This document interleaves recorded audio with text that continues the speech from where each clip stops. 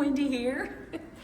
I am visiting with you from the beautiful Alexandria Museum of Art in Alexandria, Louisiana, where until June 21st, 2025, they are hosting The River is the Road paintings by George Rodrigue with 52 paintings spanning 45 years of work.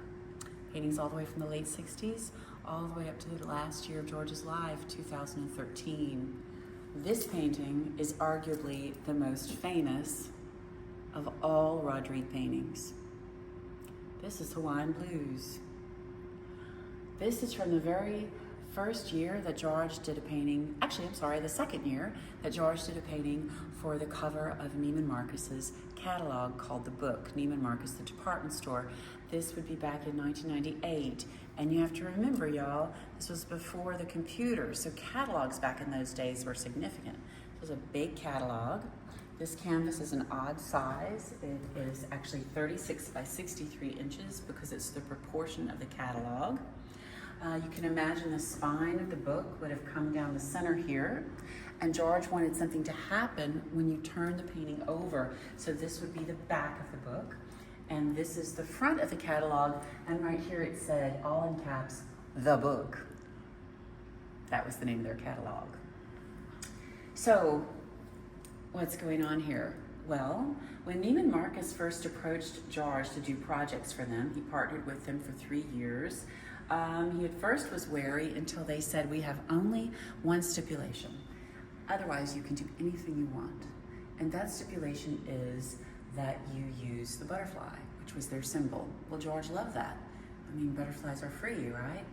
Butterflies transform. Butterflies, I think, were something he could relate to in his own journey as an artist. And so he came up with this great idea. And the reason it's Hawaii is because Neiman Marcus was opening their first ever store in Hawaii called, at the Ala Moana Center in Honolulu. And they wanted to do the cover of their catalog with that theme and to announce the opening of that store because it was very exciting. It was on their shopping bags. They even did little disposable cameras with it. It was really cool, and they also did a very beautiful fine art silkscreen print of it. And then they sent George and I on tour all around the country. First to Hawaii, of course, and then to their stores in San Francisco, Dallas, Houston, Chicago, all around. And this would be in the window along with other paintings George did. So to create this painting, George actually, again pre-computer, had 2 canvases stretched this exact size. The other one would have been right next to it as his sketch, I guess if you would, but he pieced the sketch together. He used a clip art book that had butterflies in it, and he did this whole painting, by the way, in Lafayette, Louisiana.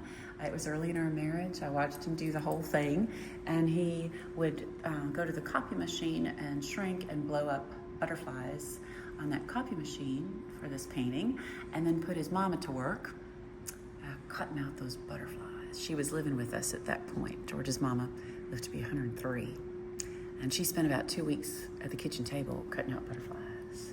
And then George, on the blank canvas, right, because there's 2, both blank at that time, actually pieced the butterflies together. And it took him longer to put the design together than it did to actually paint the work. Putting the design together and finalizing it was the most challenging part, as he explained it to me and as I watched. And so he did that and then used his sketch there, or pieced together sketch, to do this painting because he wanted the illusion in his painting that the butterflies were cut out of the sky and pasted onto an old Hawaiian postcard. And because he wanted something to happen as you turn the book over, they amass on the back and they fly across the spine of the book and then form this lovely lay around the dog's neck. And he called it Hawaiian Blues.